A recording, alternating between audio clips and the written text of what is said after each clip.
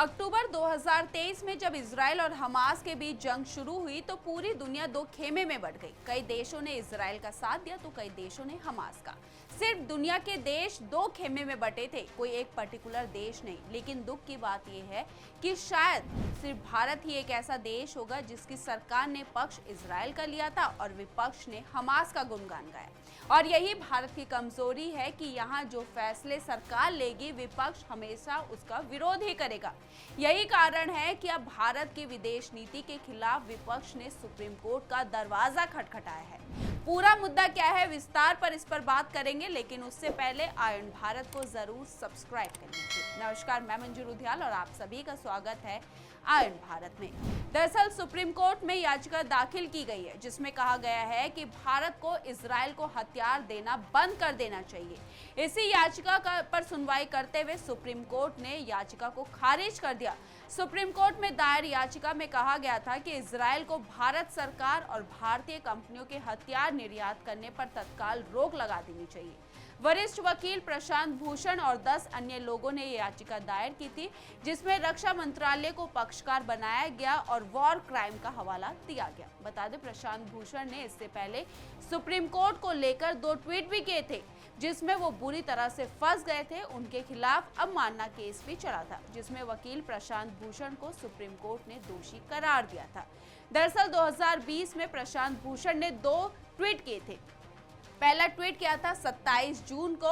उन्होंने अपने ट्वीट में कहा था कि जब इतिहासकार भारत के बीते 6 सालों को देखते हैं तो पाते हैं कि कैसे बिना इमरजेंसी के देश में लोकतंत्र खत्म किया गया। वो इतिहासकार सुप्रीम कोर्ट, खासकर 4 पूर्व सीजेआई की भूमिका पर सवाल उठाएंगे। जबकि प्रशांत भूषण ने दूसरा ट्वीट 29 जून को किया था जिसमें उन्होंने चीफ जस्टिस एसए बोबड़े की हार्ले डेविडसन बाइक के साथ फोटो शेयर की। फोटो में सीजेआई बिना हेलमेट और मास्क के नजर आ रहे थे।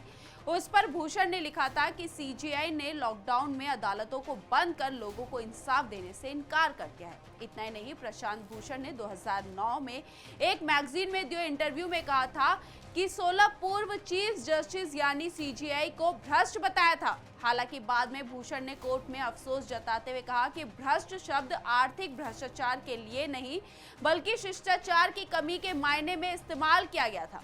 अब आप खुद सोचें, जो लोग सुप्रीम कोर्ट पर भी सवाल उठा सकते हैं उन लोगों के लिए भारत की विदेश नीति के खिलाफ जाना कोई बड़ी बात नहीं है। तभी तो प्रशांत भूषण ने अब भारत की विदेश नीति के खिलाफ जाकर सुप्रीम कोर्ट का दरवाजा खटखटाया। उन्हें लगा था कि सुप्रीम कोर्ट उनकी बात सुनेगा, लेकिन सच ये है कि जो लोग सुप्रीम कोर्ट के भी खिलाफ जा रहे हैं वो देश की विदेश नीति के खिलाफ जाएं तो शायद उनके लिए वो बड़ी बात नहीं होगी।